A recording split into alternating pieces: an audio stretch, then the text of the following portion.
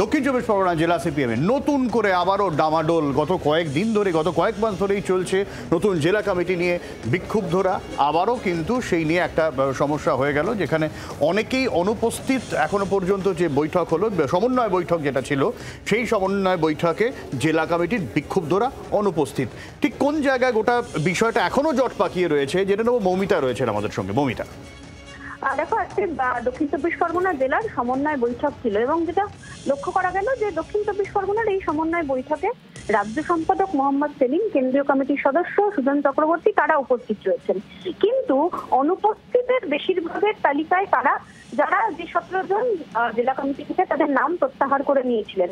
সমন্বয়ের জন্য যাদের সঙ্গে বৈঠক, অর্থাৎ বিক্ষুব্ধ যে অংশ, সেই বিক্ষুব্ধদের একটা বড় অংশই কিন্তু আজকের সমন্বয় বৈঠকে এখনো পর্যন্ত আসেননি।